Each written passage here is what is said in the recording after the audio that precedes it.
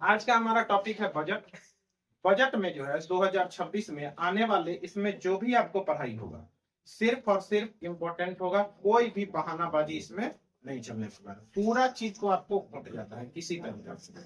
थोड़ा सा हम लोग इतिहास पे आ जाते हैं। सबसे पहले 1860 में बजट पेश किए थे कौन? James Wilson. कौन किए थे? जेम्स। पूछेगा कि ब्रिटिश भारत कौन है? ब्रिटिश भारत में सबसे पहला जो बजट पेश किए थे वो कौन किए थे? ने किए थे। यहीं पर आपसे पूछेगा स्वतंत्रता का पहला बजट जो पेश किए थे उनका नाम है सम्मुखम।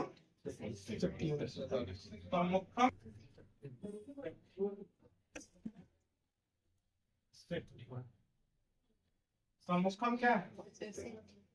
यही पूछेगा आपसे। गणतंत्र भारत का पहला बजट पेश किए थे जॉन मथाई। कौन किए थे?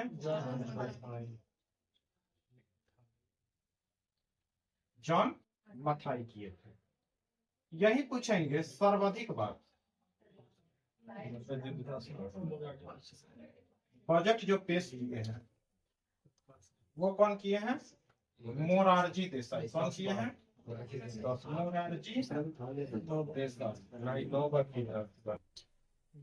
10 बार। कितना बार किए? 10 बार किए। कितना बार किए हैं? 10 बार। पूर्णकालिक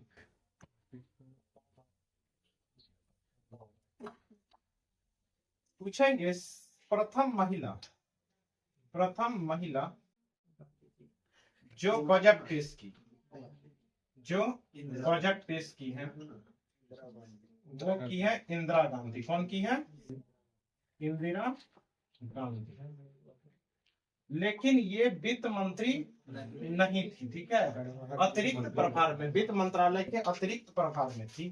तो पूछेगा पूर्णकालिक महिला वित्त मंत्री जो पहली बार बजट पेश की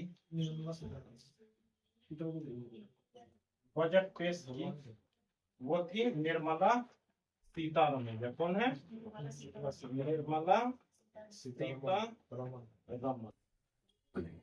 ये लगाकर पहली बार कब बजट पेश की है वित्त मंत्री? निर्मला सीतारमण। पूछेगा कि सर्वाधिक बार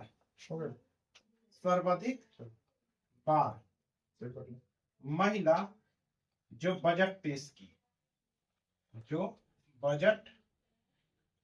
पेश की उनका नाम भी क्या है?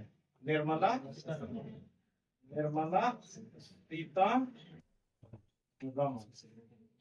और ये लगाकर इन्होंने 9वीं बार बजट पेश किया। कितना बार पेश किया?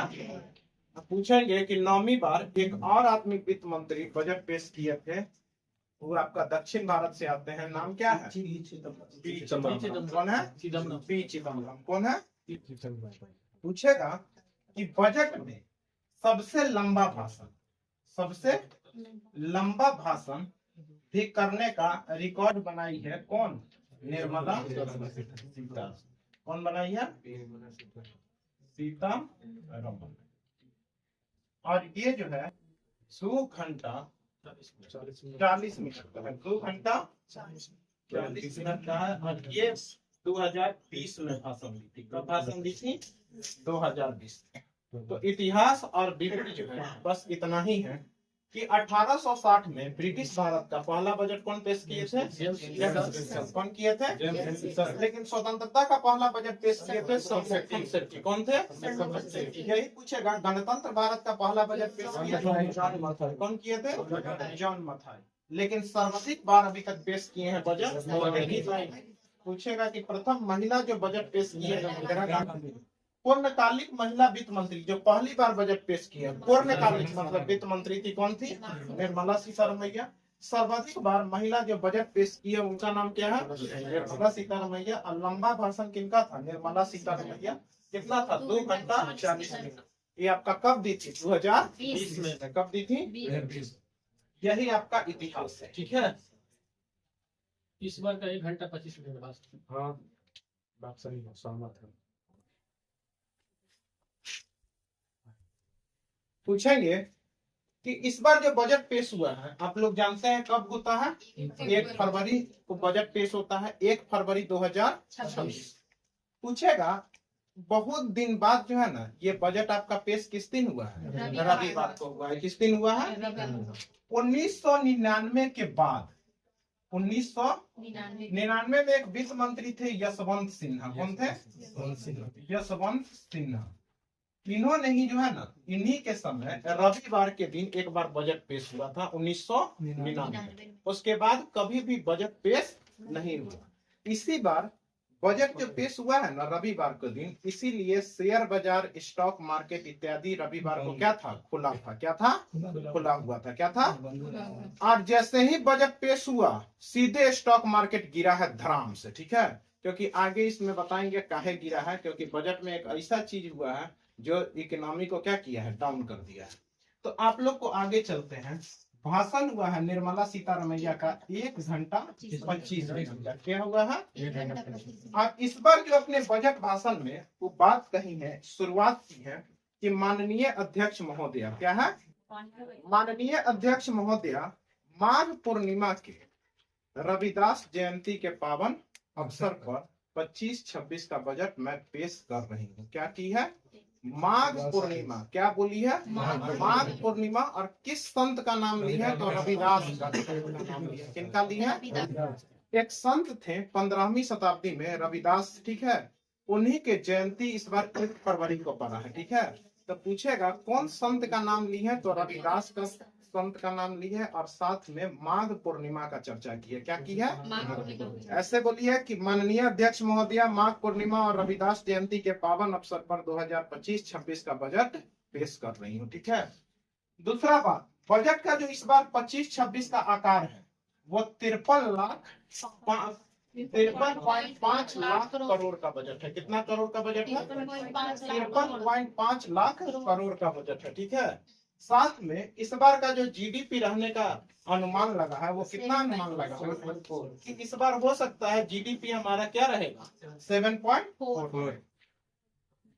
सबसे पहली बार बजट पेश कर रही थी तो आप लोग जानते हैं 2014 से लेकर अभी तक किसका सरकार है? बीजेपी का सरकार है।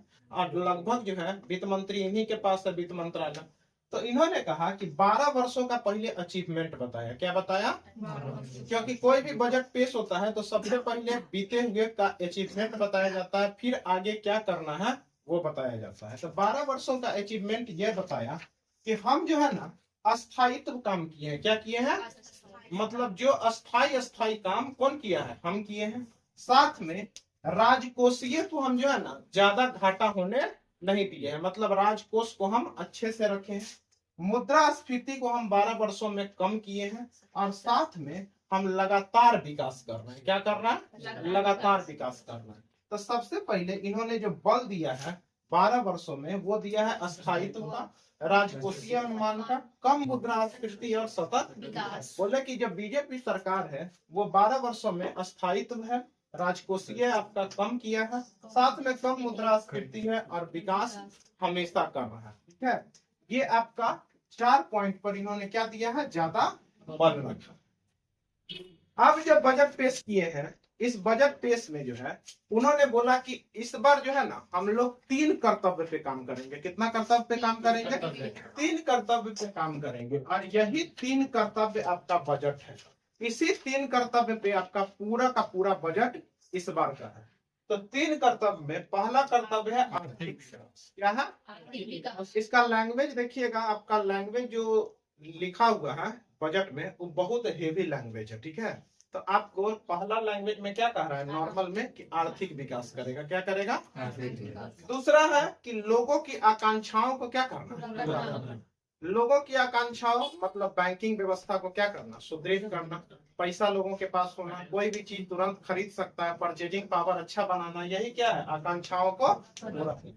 और साथ में है सबका साथ सबका विकास, या इसी को हम लोग कहते हैं समावेशी विकास। क्या कहा जाता है, समावेशी विकास।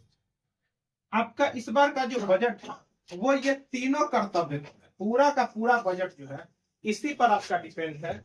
आर्थिक विकास, आकांक्षाओं को पूरा करने वाला, सबका साथ और सबका विकास। अब जो हम बजट में पढ़ेंगे वो हम ये तीनों ही पॉइंट पढ़ेंगे, ठीक है। क्योंकि हम लोग आर्थिक विकास करेंगे तो क्या हमारा इंफ्रास्ट्रक्चर अच्छा होना चाहिए कि नहीं होना चाहिए, ठीक है। रोड अच्छा होना चाहिए कि नहीं होना चाहिए। मतलब आपका आर्थिक विकास में आपका विपाशा अच्छा होना चाहिए। क्या होना चाहिए, विपाशा मतलब हीरोइन का नाम नहीं, ठीक है। विपाशा मतलब बिजली पानी सड़क। क्या है, बिजली पानी और सड़क। ये आपका ठीक रहेगा तो आर्थिक विकास होगा कि नहीं होगा। आकांक्षाओं को पूरा करने वाला, इसमें आपका स्टॉक मार्केट, बैंकिंग इत्यादि का जितना का जिक्र किया है, किसमें किया है, आकांक्षाओं को पूरा करने वाला। और सबका साथ सबका विकास मतलब समावेशी विकास करेगा। अब आगे चलते हैं।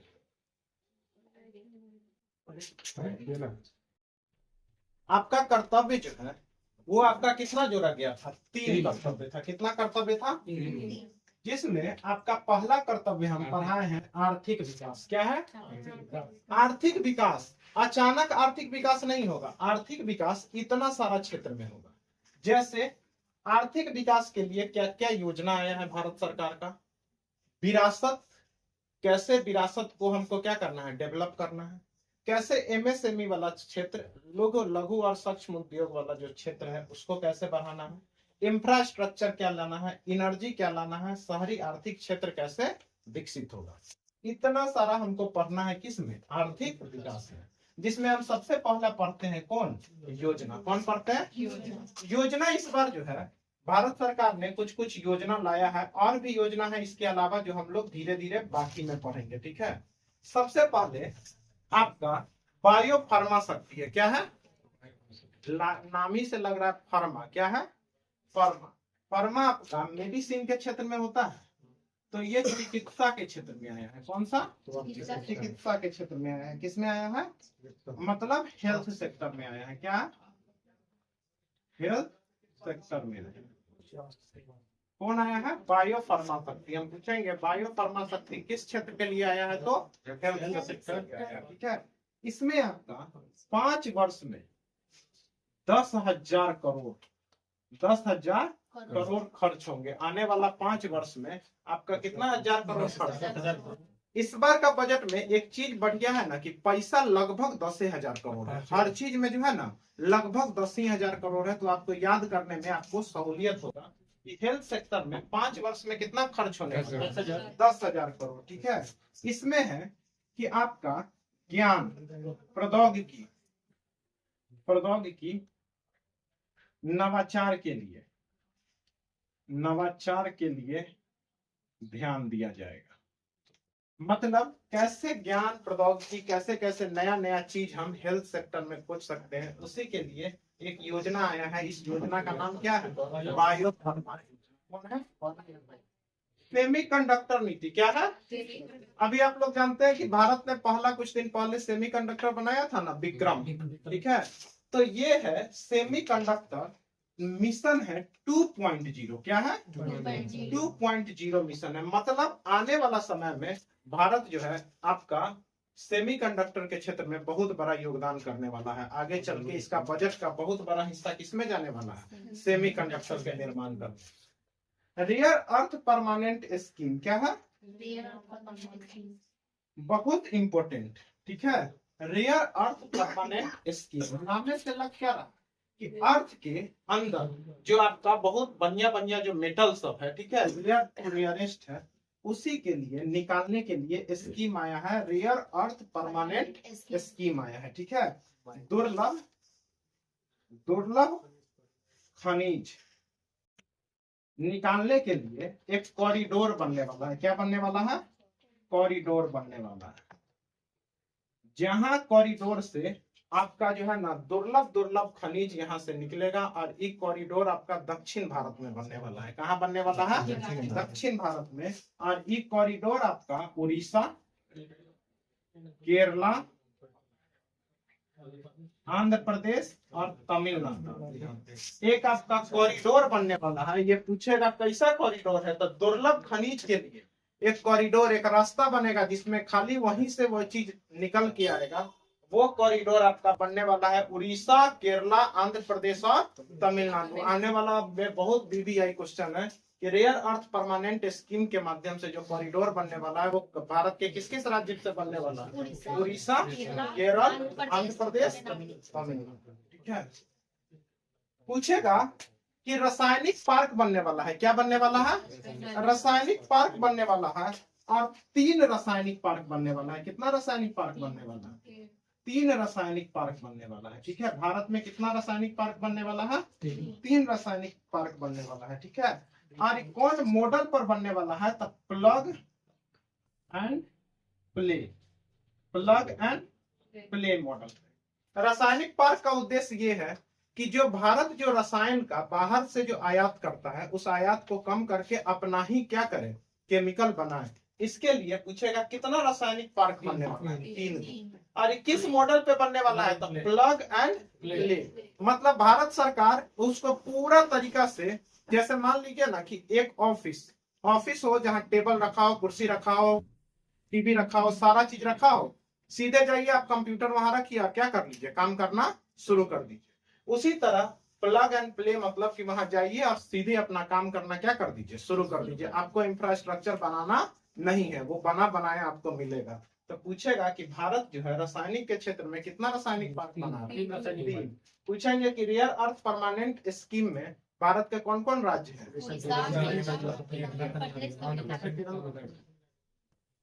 कंटेनर विनिर्माण, हम लोग जानते हैं कि शिपिंग वाला जो शिप में बड़ा बड़ा कंटेनर होता है ना, ठीक है, उस कंटेनर को निर्माण के लिए 5 वर्ष में यहाँ भी 10,000 करोड़ का निवेश है। कितना हजार करोड़ का निवेश है?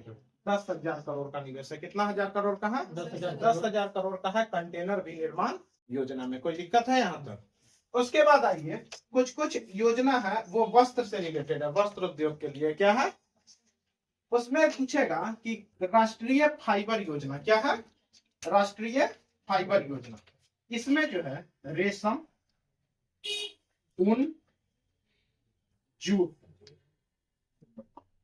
ये सब का फाइबर से आपका वस्त्र बनाने के लिए पूछेंगे कि फाइबर योजना किस किस चीज के लिए? रेशम, ऊन, जूट। रेशम, ऊन और जूट, ये 3 चीजों के लिए आपका, इससे आपका बहुत अच्छा अच्छा फाइबर बना के कपड़ा बनने वाला है, रेशम, ऊन और जूट। यही पिछला दरोगा में या बीपीएससी में शायद क्वेश्चन पूछा था पिछला बार का, कि इस बार जो है ना बजट में 2025 बजट में आपका आया था दाल का स्कीम। ठीक है। और डायरेक्ट पूछा था कौन कौन दाल को मिला है 5 वर्षों के लिए, जिसमें आपका था मसूर, तुर था और तुर था। कौन था? तो वस्त्र उद्योग में रेशम, ऊन और क्या है? जूट है। रेशम, ऊन और मेगा टेक्सटाइल पार्क। क्या है? मेगा टेक्सटाइल पार्क आप लोग जानते हैं वस्त्र के लिए पार्क बनने वाला है। और पूछेंगे कि पुराना करंट अफेयर है, पूछेंगे कि कौन पार्क बनने वाला है। एक जो है टेक्सटाइल पार्क के लिए एक मिशन आया था, याद है किसी को? मित्र मिशन। कौन है? मित्र योजना। कौन है? मित्र योजना। मित्र योजना पूछेंगे कि किससे रिलेटेड है? तो टेक्सटाइल से रिलेटेड है, मतलब वस्त्र से रिलेटेड है। क्या चीज से रिलेटेड है? सामर्थ 2.0। क्या है? सामर्थ 2.0 की कपड़े के क्षेत्र में स्किल डेवलप करना। क्या करना? Skill development. पहले आपका सामर्थ डायरेक्ट योजना आया था, सामर्थ किससे रिलेटेड है? वस्त्र उद्योग से। अब क्या आया है? सामर्थ 2.0 आया है। ये भी आपका कपड़े के क्षेत्र में स्किल डेवलपमेंट करना है, किसके माध्यम से? सामर्थ 2.0। और VBI लगा लीजिए, महात्मा गांधी ग्राम स्वराज योजना। महात्मा गांधी ग्राम स्वराज योजना, इसमें आपका लिख देते हैं कि हथकरघा। क्या है? हथकरघा और हस्तशिल्प। क्या है? हस्तशिल्प। उद्योग को उद्योग को सुदृढ़ बनाना। आप लोग जानते हैं कि गांधी जी जो है हमेशा मशीन का बहिष्कार किए हैं कि नहीं किए हैं, और हमेशा हाथ वाला वस्तु के लिए किया गया है ना। तो पूछेगा कि 2026-27 के बजट में हथकरघा और हस्तशिल्प के लिए एक योजना आया है, महात्मा गांधी ग्राम स्वराज योजना। ठीक है, पूछेंगे किस विषय के लिए, तो हथकरघा उद्योग, जो हाथ से जो सारा काम करते हैं, सिलाई बुनाई, तो हथकरघा उद्योग के लिए महात्मा गांधी ग्राम स्वराज योजना। तो आपका योजना लगभग इतना ही है। बायो फार्म शक्ति है हेल्थ सेक्टर के लिए। सेमीकंडक्टर नीति 2.0 लगाया है। रेयर अर्थ परमानेंट स्कीम से कॉरिडोर का निर्माण करवाया है। ये आपका कॉरिडोर कहाँ है? तमिलनाडु। रासायनिक पार्क कितना बनने वाला है? 3 बनने वाला है। कंटेनर भी निर्माण के में कितना पैसा लगने वाला है? 10,000 करोड़। पूछेंगे वस्त्र उद्योग में फाइबर योजना, वस्त्र फाइबर योजना कितना चीजों के लिए?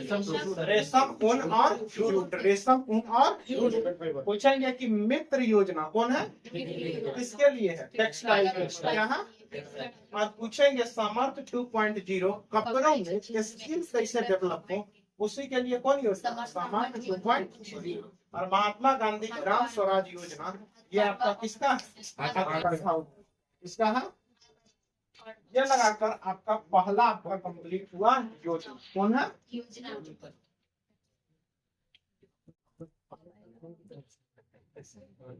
अब आते हैं हम लोग, दूसरा क्या है? विरासत। दूसरा क्या है? इस पर जो है ना, विरासत स्थल मतलब समझ रहे हैं ना, जैसे ताजमहल एक विरासत है, लाल किला एक विरासत है। वहां पर लगभग ऐसा 200 विरासत स्थल को मार्क किया गया है, जिसमें आपको बताया गया है कि वहां का फेमस चीज जो वहां बिक रहा है, उसके लिए वहां एक मार्केट डेवलप करें। क्या करें? वहां अगर मार्केट डेवलप होगा तो पर्यटन आएगा कि नहीं आएगा, कुछ सामान खरीदेगा कि नहीं खरीदाएगा, तो वहां पर बिल्कुल इकोनॉमी का आदान प्रदान होगा कि नहीं होगा। सब पूछेंगे कितना विरासत को इस बार जगह दिया गया है? 200 विरासत। औद्योगिक क्लस्टर के रूप में इसको डेवलप करने का इस बार का योजना है। MSME आप लोग जानते हैं, मीडियम स्मॉल इंटरप्राइजेज होता है ना, सूक्ष्म लघु उद्योग, ठीक है, माइक्रो स्मॉल मीडियम इंटरप्राइजेस। ठीक है, इसको आपको चैंपियन बनाना है। क्या बनाना है?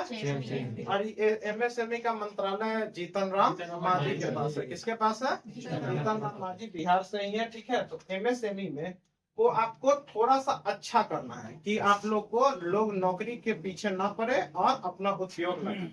उसके लिए आपका SME स्मॉल माइक्रो इंटरप्राइजेज के लिए आपका विकास निधि में कितना 10,000 करोड़ 10,000 करोड़ रुपए डाला गया है। यहाँ से लोन लेकर वो लोग अपना क्या कर सकते हैं? बिजनेस बढ़ा सकते हैं। आइए, आपका जो है विरासत हो गया, MSME हो गया। अब किस पर आते हैं? इंफ्रास्ट्रक्चर। किस पर? इंफ्रास्ट्रक्चर का आपका अब संरचना जोखिम गारंटी निधि योजना शुरू हुआ है। कोई भी चीज अगर मान लीजिए बन रहा है और वो अगर जोखिम वाला है या फिर वहां कोई मर जाता है, तो उसके लिए पहले कोई स्कीम नहीं था, लेकिन अब जो है जोखिम गारंटी निधि का स्थापित हुआ है इंफ्रास्ट्रक्चर में। दूसरा आपका मालवाहक कॉरिडोर। मालवाहक मतलब आप लोग जानते हैं, जहां शिप पर या फिर आपका हो गया ट्रेन पर, लेकिन ये मालवाहक है, हम पानी वाला बात कर रहे हैं। तो डेडिकेटेड मालवाहक कॉरिडोर का इंग्लिश होता है डेडिकेटेड फ्रेट कॉरिडोर। क्या होता है? Dedicated freight corridor. ये आपका डानकुनी से कहाँ बना? सूरत में बना है। डानकुनी वेस्ट बंगाल। तो वेस्ट बंगाल के तरफ से आपका पानी के तरफ से रास्ता होगा और नीचे से कहाँ तक चला जाएगा? गुजरात तक। कहाँ तक चला जाएगा? तो मालवाहक कॉरिडोर, डेडिकेटेड फ्रेट कॉरिडोर आपका जो है पूर्वी भारत और पश्चिमी भारत के बीच में मालवाहक के लिए आपका डानकुनी जो वेस्ट बंगाल में है और सूरत कहाँ है? गुजरात में है। वहीं पर डेडिकेटेड फ्रेट कॉरिडोर आपका बनने वाला है। नेशनल वाटरवे 5, नेशनल हाईवे नहीं है, नेशनल W में वाटर 5 क्या है?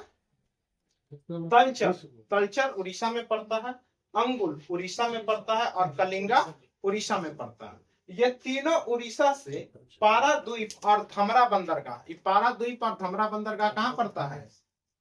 पश्चिम बंगाल में पड़ता है ना। ठीक है, यहाँ से जोड़ने का आपका लक्ष्य है नेशनल वाटरवे हाई। ये आपका तलचर, ओंगोल, कलिंगा, ये सब औद्योगिक क्षेत्र है। क्या है? औद्योगिक क्षेत्र है। एक औद्योगिक क्षेत्र को दूसरा औद्योगिक क्षेत्र से जोड़ने का आपका कौन national water way? National water way 5 का निर्माण होता है। समुद्री विमान बीजीएफ, बीजीएफ जो है ना, इसका इंग्लिश होता है वायबिलिटी गैप फैसिलिटी। कोई भी चीज अगर कहीं पर नया चीज कुछ बनने वाला है, ठीक है, तो उसके रिपोर्ट जो है ना वो बीजीएफ करता है। कौन करता है? आपका जो है अभी भारत जो है समुद्री विमान बनाने का फेर में है। क्या है? जो पानी उनी में उतरता है, नहीं देखते हैं पानी उनी में उतरने वाला जो विमान होता है, उसके लिए क्लियरेंस के लिए भारत सरकार ने एक योजना बनाया है, समुद्री विमान बीजीएफ। जहां भी पानी है, जहां जहाज उतारा जा सकता है, वहां पर आपका पानी वाला जो जहाज है, पानी वाला जहाज पानी पर चलने वाला नहीं, वो जो प्लेन नहीं होता है, तो प्लेन जो है समुद्री विमान का, इसका बीजीएफ तैयार कौन कर रहा है? भारत सरकार। कब करेगा? 26-27 में। तो आपका विरासत में कितना विरासत है? विरासत है। एमएसएमई में आपका एसएमसी में कितना दिया है? 10,000 करोड़। इंफ्रास्ट्रक्चर में अब संरचना जोखिम लाया है। मालवाहक कॉरिडोर कहाँ से कहाँ? डानकुनी से। यही पूछेंगे। रेयर अर्थ वाला कहाँ? साउथ में कॉरिडोर बना है। National water way 5 Talcher, Odisha, Kalinga कहाँ जोड़ रहा है? आपका पारादीप से हमरा बंदरगाह को जोड़ रहा है। और समुद्री विमान में बीजीएफ फैसिलिटी लागू किया है भारत सरकार 2026-27 के लिए। तो आपका जो है इंफ्रास्ट्रक्चर तक हो गया कि नहीं हो गया? आगे हम चलते हैं एनर्जी पर। अब हम लोग आते हैं हमारा एनर्जी। क्या है? एनर्जी पर। इसी का एनर्जी के लिए लिखा है दीर्घकालिक ऊर्जा सुरक्षा स्थायित्व सुनिश्चित करना। ऊर्जा के क्षेत्र में हम लोग जानते हैं कि भारत सरकार ने लक्ष्य लिया है 2070 तक नेट जीरो का, नेट कार्बन एमिशन का। आपका नेट जीरो का लक्ष्य कब तक है? नेट कार्बन जीरो का कब तक है लक्ष्य? 2070 तक। मतलब 2070 तक हमारे देश में कार्बन का उपयोग 9 के बराबर किया जाएगा। ठीक है। इसी के लिए कार्बन कैप्चर, उपयोगिता और भंडारण के लिए नीति आया है। क्या नीति आया है? कार्बन को कैप्चर कीजिए, मतलब कार्बन को क्या कीजिए? कम कीजिए। ठीक है। और उसका उपयोगिता और भंडारण को सुनिश्चित करना है, जिसको CCUS कहा गया है, carbon capture, utilisation and storage. क्या क्या कहा गया है? स्टोरेज। इसी का इंग्लिश है CCUS, carbon capture, utilise, storage. ठीक है। कार्बन पूछेगा, कार्बन को कैप्चर करने के लिए कितना क्षेत्र को पहली बार किया गया है? तो पहली बार कितना क्षेत्र को लिया गया? 5 क्षेत्र को किया गया। यहाँ से कार्बन का उपयोगिता क्या कर देना है? खत्म कर देना है। जैसे बिजली बनता है तो कोयला का उपयोग होता है कि नहीं होता है? कोयला से कार्बन निकलता है कि नहीं निकलता है? तो वहां से कोयला को हटाकर हम लोग का अब जो है सौर ऊर्जा पर फोकस किया जाएगा। किस पर फोकस किया जाएगा? सौर ऊर्जा पर फोकस किया जाएगा। उसी तरह इस्पात में, सीमेंट में, तेल शोधन में और केमिकल, ये 5 गो ऐसा इंडस्ट्री को लिया गया है जहां सबसे ज्यादा कार्बन निकलता है। इसको कम कर देना है किसी तरीका से। इसके लिए प्लान चला है विद्युत, इस्पात, सीमेंट, विद्युत, इस्पात, सीमेंट, तेल शोधन और केमिकल। तेल शोधन और क्या है? केमिकल। तो 5 क्षेत्र, विद्युत, इस्पात, सीमेंट, विद्युत, इस्पात, सीमेंट, और 2 लिक्विड है, तेल शोधन और क्या है? केमिकल। ठीक है। ये 5 गो जगह से आपका कार्बन कैप्चर, उपयोगिता और भंडारण यहाँ से किया जाएगा। अब आते हैं लास्ट, शहरी आर्थिक क्षेत्र विकसित। क्या है? शहरी आर्थिक क्षेत्र विकसित। शहरी आर्थिक क्षेत्र विकसित यहाँ से होगा। ठीक है। तो आप लोग को कार्बन कैप्चर में कोई दिक्कत नहीं ना है? ठीक है। अब ये आर्थिक क्षेत्र, शहर आर्थिक क्षेत्र और क्या है? विकसित करना। ठीक है। मतलब शहरी का आर्थिक क्षेत्र को हम लोग को क्या करना है? विकसित कर देना है।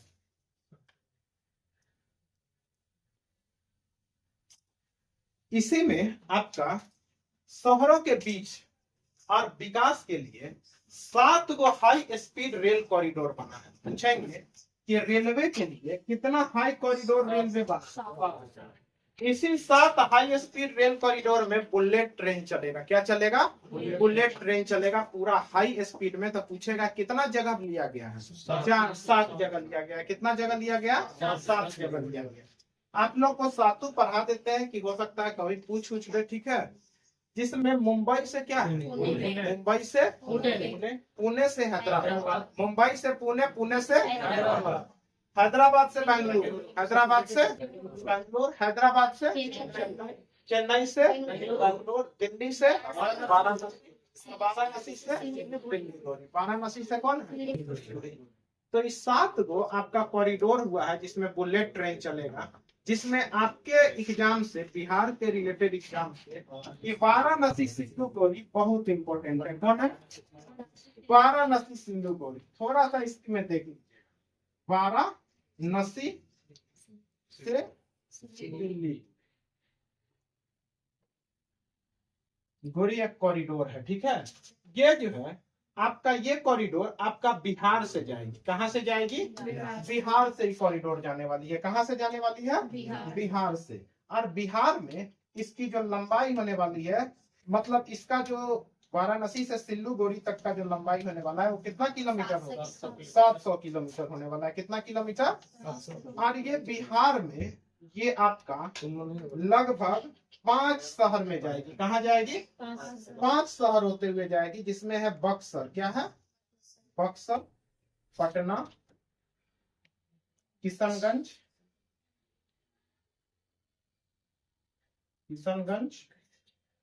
आरा, कटिहार।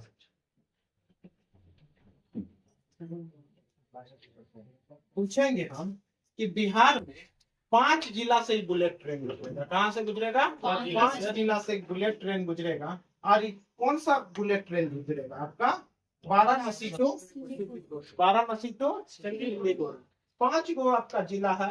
आरा, बक्सर, ठीक है, पटना, आरा, बक्सर, पटना, कटिहार और किशनगंज और कटिहार, किशनगंज और कटिहार। तो आरा, बक्सर, पटना, किशनगंज और कटिहार से आपका वाराणसी सिल्लीगुड़ी गुजरने वाला है। तो आपका 7 गो आपका जगह पर हाई स्पीड रेल कॉरिडोर होने वाला है।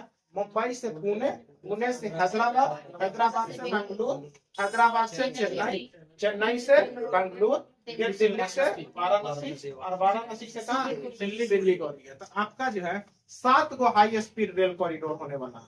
तो आप देख रहे हैं हम कॉरिडोर पे कॉरिडोर पढ़ा रहे हैं, ठीक है। जिसमें आपका पढ़ाए हैं पहला रासायनिक वाला, ठीक है, रासायनिक पार्क। उसके बाद आपको बताए हैं दुर्लभ मृदा वाला कॉरिडोर बना है, मालवाहक पोत का कॉरिडोर बना है। उसके बाद आपका हाई स्पीड रेल कॉरिडोर बना है। तो ये सब आपका बहुत इंपॉर्टेंट है, आने वाला एग्जाम में पूछने वाला, ठीक है। तो ये लगाकर आपका शहरी आर्थिक विकास क्षेत्र भी खत्म हो गया। मतलब 3 कर्तव्य में से आपका जो पहला कर्तव्य था वो आपका कौन था? आर्थिक विकास। वो आपका क्या है? खत्म है। हम पहले ही बताए थे इस बार का पूरा बजट आपका कितना कर्तव्य पे टिका हुआ है? 3 कर्तव्य पे टिका हुआ है। तो दूसरा कर्तव्य हम लोग का क्या है? आकांक्षा। क्या है? आकांक्षा। तो हम लोग दूसरा पढ़ते हैं।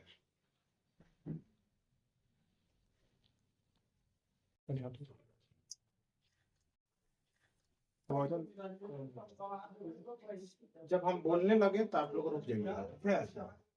चलिए, दूसरा कर्तव्य क्या है? दूसरा कर्तव्य है आकांक्षाओं को क्या करना? पूरा करना। मतलब आम आदमी का जो भी आकांक्षा है उसको क्या करना? आम आदमी का बैंकिंग में इंटरेस्ट है, शेयर मार्केट का है, कृषि है, स्वास्थ्य अच्छा होना चाहिए, खेलकूद अच्छा होना चाहिए, शिक्षा अच्छा होना चाहिए, घूमने फिरने का जगह अच्छा होना चाहिए। आदमी को यही सब ना चाहिए। तो इस सब कहाँ से पूरा होगा? आकांक्षा से। कहाँ से? इसमें सबसे पहले है कि बैंकिंग। क्या है? बैंकिंग को पढ़ते हैं। बहुत सारा चीज है बैंकिंग में किया गया है, लेकिन उतना से इम्पोर्टेंट नहीं है। जो इम्पोर्टेंट है वही उच्च स्तरीय समिति का गठन किया जाएगा, ठीक है। मतलब जैसे बैंकिंग सुधार के लिए सबसे बड़ा समिति आया था ना, नरसिम्हन समिति, ठीक है। उसी तरीका से आपका एगो बहुत बड़ा जो है आपका समिति गठन होने वाला है बैंकिंग को सुधार करने के लिए, कि कैसे आखिर बैंकिंग प्रणाली को क्या किया जाए? सुधार किया जाए। मतलब आने वाला टाइम में एक और समिति आपको पढ़ना पड़ सकता है, ठीक है। फेमा। फेमा होता है जो फॉरेन का जो पैसा आता है ना, ठीक है, तो फॉरेन एक्सचेंज मैनेजमेंट एक्ट, जो फॉरेन का पैसा जो एक्सचेंज होता है उसका एक्ट था 1999 में बना था। कब बना था? इस एक्ट का जो है ना, इस एक्ट का समीक्षा किया जाएगा। इस एक्ट का क्या किया जाएगा? समीक्षा किया जाएगा। तो FEMA foreign exchange management act 1999 का आपका क्या किया जाएगा? समीक्षा किया जाएगा। दूसरा ये शेयर मार्केट। क्या है? शेयर मार्केट में जो फ्यूचर होते हैं, क्या होता है? फ्यूचर उसको कहा जाता है ना, जैसे प्रतिभूति, शेयर, बाउंड, ये सब आपका जो शेयर मार्केट में लगा रहता है ना, इसी को क्या कहा जाता है? फ्यूचर। क्या कहा जाता है? तो फ्यूचर पर एसटीटी होता है कि सिक्योरिटी ट्रांजैक्शन टैक्स। क्या होता है? Transaction tax. उसी को बढ़ाकर 0.02 से कितना कर दिया? 0.05%। जैसा ही निर्मला सीतारमैया इसका बात कही, ठीक है, बाजार गिर गया धड़ाम से। ठीक है, इसलिए बाजार गिर गया धड़ाम से कि शेयर मार्केट खुला था और शेयर मार्केट में जितना भी प्रतिभूति, शेयर, बॉन्ड जितना भी लगाइएगा, ठीक है, इस सब पर टैक्स बढ़ा दिया। टैक्स बढ़ा के 0.02 से कितना कर दी? 0.05%। जैसा ही घोषणा की, बस शेयर मार्केट धड़ाक से नीचे गिरा। ठीक है, और साथ में कह दी कि आप लोग जो है प्रीमियम के लिए बहुत सारा ऑप्शन खोजते हैं ना, कि कौन सा ऑप्शन बहुत बढ़िया है। ठीक है, ये ऑप्शन तो वो ऑप्शन। ठीक है, तो अगर ऑप्शन प्रीमियम ऑप्शन खोजिएगा या ऑप्शन का चयन जब कीजिएगा तो आपका एसटीटी का दर पहले था 0.1 से लेकर कितना था? 0.125 था। इसको बढ़ाकर कितना कर दिया गया? 0.15% कर दिया गया। तो ऐसा बात कही जिससे शेयर मार्केट सीधे कहा? धराशायी, सीधे गिर गया मार्केट। ठीक है, तो आपका दो फ्यूचर पर आपका एसटीटी टैक्स बढ़ के 0. कितना हो गया? 0.05। और प्रीमियम पर जो है एसटीटी आपका 0.15 हो गया। कितना हो गया? 15% हो गया। तो शेयर वाला वीवीआई होगा, कहा कि तुरंत जैसा ही है बोली मार्केटवा सीधे गिर गया। ठीक है, तो फ्यूचर में एसटीटी आपका 0.02 से कितना परसेंट? 0.05%। और ऑप्शन प्रीमियम या ऑप्शन के चयन पर जो एसटीटी लगा है वो कितना लगा है? 0.15%। 0.15।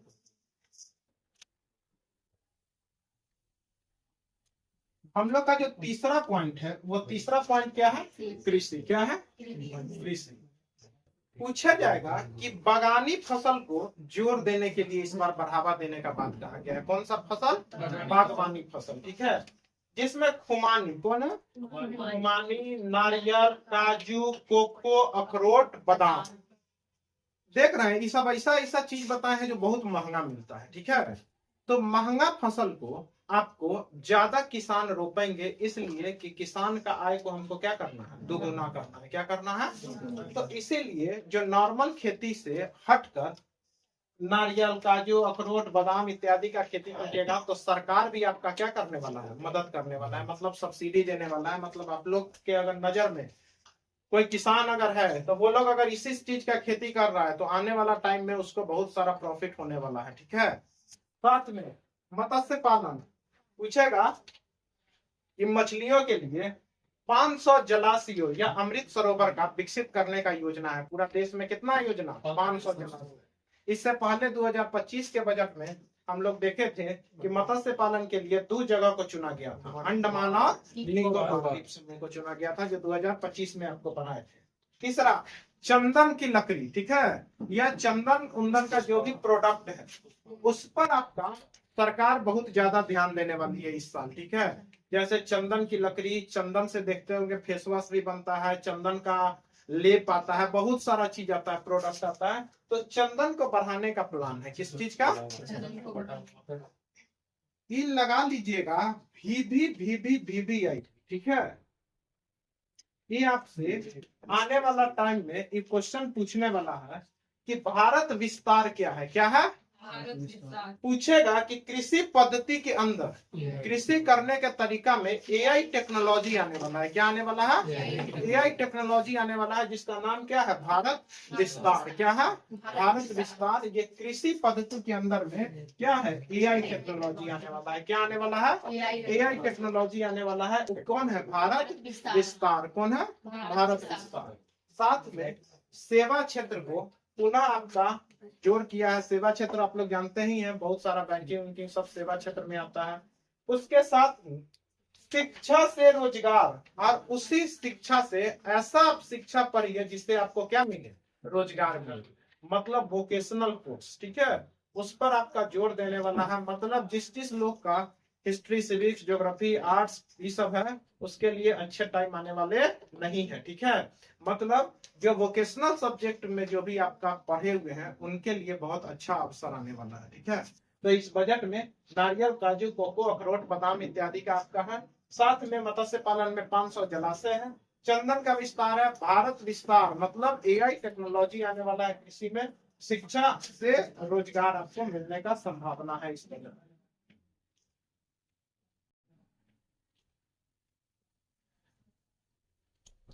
अब हम लोग आगे आते हैं, आकांक्षाओं को पूरा करने में क्या है, स्वास्थ्य। क्या है, पूछेगा कि स्वास्थ्य पेशेवरों के लिए, जो भी स्वास्थ्य में अपना पेशेवर, जो लोग अपना बिजनेस कर रहे हैं स्वास्थ्य में, या फिर डॉक्टर जो भी स्वास्थ्य कर्मी, उनके लिए नए संस्थान खोलने का लक्ष्य है, ठीक है। मतलब उनकी संख्या को क्या करना है, बढ़ाया जाए। मतलब 5 वर्षों में 10,000 स्वास्थ्य पेशेवरों की भर्ती होने वाला है, ठीक है। मतलब आने वाला टाइम में जो भी मेडिकल क्षेत्र में जो लोग पढ़ रहे हैं उनके लिए जोरदार वैकेंसी आने की संभावना है, ठीक है। ये आपका कहाँ का है, स्वास्थ्य। क्या है, स्वास्थ्य पेशेवरों के लिए आपका नए नए संस्थान खोले जाएंगे। आयुष, आयुष मतलब होता है आयुर्वेद। क्या है, आयुर्वेद। तो पूछेगा अखिल आयुर्वेद संस्थान की स्थापना किया जाएगा, वो भी कितना, 3। कितना, 3। पूछेगा कि अभी तक भारत में आयुर्वेद संस्थान कितना है, एक ही है मात्र, वो 2017 में भी न्यू दिल्ली में था, नई दिल्ली में था। तो आपका आयुर्वेद, जो आयुर्वेदिक जो डॉक्टर होते हैं उनकी संख्या लगातार गिरावट आ रही है कि नहीं आ रही है। तो उस आयुर्वेदिक डॉक्टर को बढ़ाने के लिए अखिल आयुर्वेदिक संस्थान, जिस तरह एम्स होता है ना, अखिल इंस्टीट्यूट, ठीक है, उसी तरह अखिल आयुर्वेदिक संस्थान एम्स के तर्ज पर आपका आयुर्वेदिक संस्थान स्थापित होने वाला है इंडिया में। कितना, 3। साथ में जामनगर जो गुजरात में पड़ता है, वहां WHO वैश्विक पारंपरिक शिक्षा केंद्र की स्थापना किया जाएगा।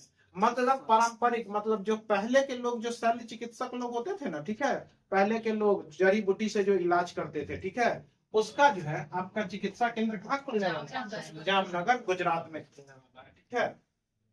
हाँ, BBI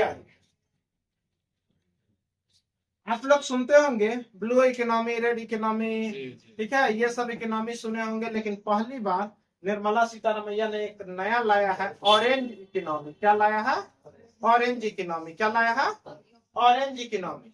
और ये ऑरेंज इकोनॉमी लाया है कंटेंट क्रिएटरों के लिए। किसके लिए, कंटेंट क्रिएटर, जो लोग पूरा ब्लॉग बनाते हैं सोशल मीडिया पर, ठीक है, हाय फ्रेंड, हेलो फ्रेंड, ठीक है, आज मैं ये करने जा रहा हूँ, आज मैं अभी ब्रश कर रहा हूँ तो अभी उठा हूँ, ठीक है। कंटेंट क्रिएटर के लिए जो है एक लैब स्थापित किया जाएगा, क्योंकि कंटेंट क्रिएटर लोग के पास जो है ना यूट्यूब से बहुत पैसा आता है, ठीक है। और उस पैसा के लिए, बेरोजगारी को दूर करने के लिए इस बार के बजट में क्या लाया गया है, ऑरेंज व्यवस्था, ठीक है। तो अब जो है आने वाला समय में गांव में, हेलो गाइज, मैं ये कर रहा हूँ तो वो कर रहा हूँ, ठीक है, खेत में पानी पटा रहा हूँ, ठीक है। तो आपका बहुत सारा चीज आपका आने वाला है ऑरेंज अर्थव्यवस्था में। साथ में पूछेगा ये ऑरेंज अर्थव्यवस्था, जो कंटेंट क्रिएटर लैब, किसके मदद से स्थापित किया जाएगा, तो Indian institute of creative technology जो मुंबई में है, उन्हीं के मदद से आपका कंटेंट क्रिएटर लैब स्थापित किया जाएगा। किस अर्थव्यवस्था के अंतर्गत, ऑरेंज अर्थव्यवस्था के अंतर्गत। किस अर्थव्यवस्था, खेलकूद में आपका जो है खेल मंत्रालय ने इस बार खेलो इंडिया मिशन का प्रस्ताव लाया है। क्या लाया है, जैसे आप लोग जानते हैं खेलो इंडिया बीच गेम जो दमनदीप में हुआ है, ये गोगला बीच पे हुआ है, ठीक है। साथ में यूनिवर्सिटी गेम जो जयपुर में हुआ था, खेलो इंडिया यूथ गेम बिहार में हुआ था, इत्यादि जो भी आपका खेलो इंडिया मिशन की शुरुआत हुई है। और आपका एक चीज पूछेगा कि क्या खेलकूद का प्राइवेटाइजेशन हुआ है, तो याद रखिएगा इस साल खेलकूद का प्राइवेटाइजेशन नहीं हुआ। खूब जोर था कि खेलकूद को प्राइवेट कर दीजिए ताकि उसका क्या हो, बड़ा इम्प्रूवमेंट हो, लेकिन भारत सरकार ने खेलकूद को प्राइवेटाइजेशन करने से मना कर दिया है। तो आपका खेलो इंडिया मिशन की शुरुआत किया है भारत सरकार, ठीक है। तो आपका खेलकूद भी हो गया। अब आपका शिक्षा और क्या है, सेकेंड लास्ट आपका आकांक्षाओं को पूरा करने में क्या है? शिक्षा। क्या है? पूछेगा एस्टीम पर बल दिया गया है। किस पर बल दिया गया है? एस्टीम पर। एस मतलब साइंस, टी मतलब टेक्नोलॉजी, ई मतलब इंजीनियरिंग और एम मतलब मेडिकल। क्या है? और इस सब में महिलाओं बहुत कम है। महिलाएं जो है इसमें क्या है? कम है। तो आपका साइंस, टेक्नोलॉजी, इंजीनियरिंग और मेडिकल के लिए महिलाओं के लिए प्रत्येक जिला में एक जिला छात्रावास का आपका खोलने का लक्ष्य रखा गया है इंडिया की तरफ से। यानी आपका जो साइंस, टेक्नोलॉजी, इंजीनियरिंग के क्षेत्र में जो महिलाएं हैं उनके लिए सुनहरा अवसर आने वाला है। ठीक है। दूसरा, खगोल भौतिकी और खगोल विज्ञान को क्या करना? बढ़ावा देना। ठीक है। तो खगोल भौतिकी और खगोल विज्ञान को बढ़ावा देने के लिए कितना टेलीस्कोप बना? 4 टेलीस्कोप का निर्माण हो रहा है। कितना का? और ये टेलीस्कोप आपसे पूछ सकता है इनमें से कौन सा टेलीस्कोप का निर्माण नहीं हो रहा है। ठीक है। तो नहीं हो रहा है तो यानी आपका चारों याद करना होगा। नेशनल लार्ज सोलर टेलीस्कोप क्या है? नेशनल पर है, एवं नेशनल लार्ज है। नेशनल हमारा लार्ज है सोलर टेलीस्कोप। दूसरा है national large optical infrared technology. ठीक है। तो आपका तीसरा में भी है, सेम है। नेशनल लार्ज सोलर है, यहाँ नेशनल लार्ज क्या है? ऑप्टिकल है। दूसरा है हिमालय चंद्र टेलीस्कोप। क्या है? हिमालय से चंद्रमा को देखने के लिए हिमालय चंद्र टेलीस्कोप है। और एक है कोस्मोस 2 प्लेनिटोरियम। क्या है? कोस्मोस 2 प्लेनिटोरियम जो है ये आपका 4 गो टेलीस्कोप का निर्माण भारत सरकार कर रही है। National large telescope, national large optical telescope, Himalaya Chandra telescope और कोस्मोस 2 प्लेनेटोरियम। ठीक है। ये 4 का जो है आपका जो है टेलीस्कोप का निर्माण हो रहा है। और अब हम लोग लास्ट पढ़ने वाले हैं क्या? पर्यावरण। ठीक है।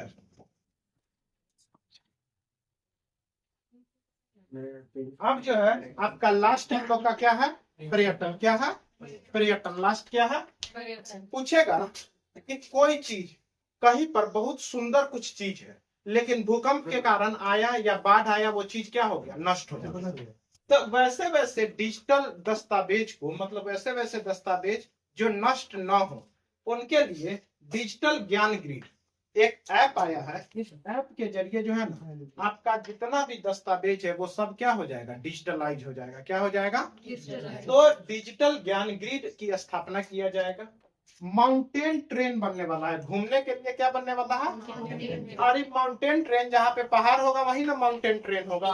हिमाचल प्रदेश, उत्तराखंड, जम्मू कश्मीर, पूर्वी घाटी का अरक्कू घाटी कर्नाटक में पड़ेगा, पश्चिमी घाटी का मलाई, ये सब जो आपका घाट है ये सब में क्या चलने वाला है? माउंटेन ट्रेन चलने वाला है। क्या चलने वाला है?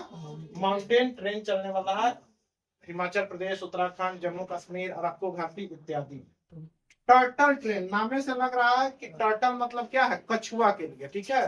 तो कछुआ आपका उड़ीसा में पड़ता है।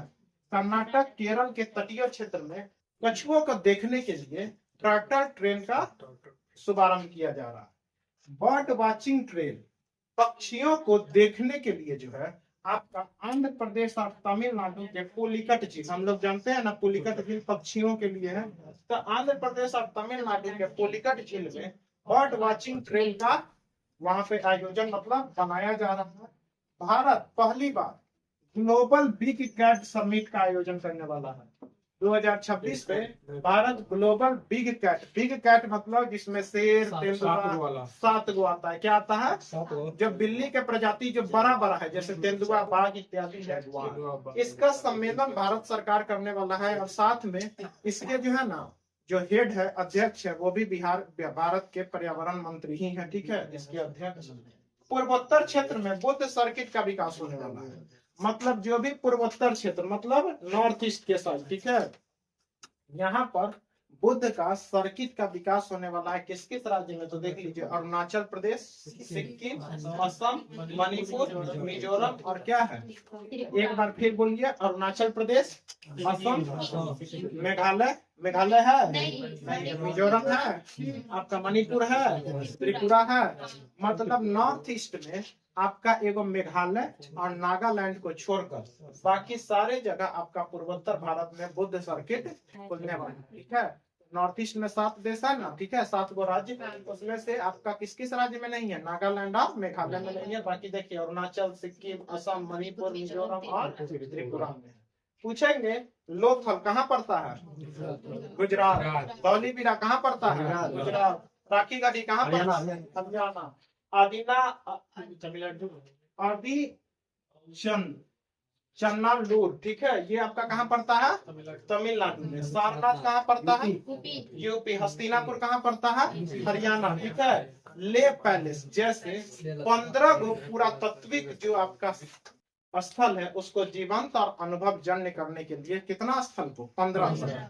आपको ये सब नाम इसलिए लिखा गया है क्योंकि निर्मला सीतारमन इसी नाम का चर्चे की है, ठीक है। कही है कि लोथल, धौलावीरा, राखी गढ़ी, आदि चन्नालूर, सारनाथ, हस्तिनापुर और लेह पैलेस जैसे 15 को स्थल को विकसित किया जाएगा। तो आपसे आने वाला टाइम में पूछ सकता है इसका लोकेशन, ठीक है, जिसमें थोड़ा अजीब नाम लग रहा है, आदि चन्नालूर, ठीक है। ये कहाँ पड़ता है? तमिलनाडु, ठीक है। तो आपका डिजिटल दस्तावेज के लिए क्या आया है? डिजिटल ज्ञान की माउंटेन ट्रेन, हिमाचल प्रदेश, उत्तराखंड, जम्मू कश्मीर, गोरखपुर घाटी। टर्टल ट्रेन आपका कहाँ है? Karnataka, Kerala. Watching bird watching है आंध्र प्रदेश, तमिलनाडु। भारत में पहली बार बिग कैट एलाउंस होने वाला है।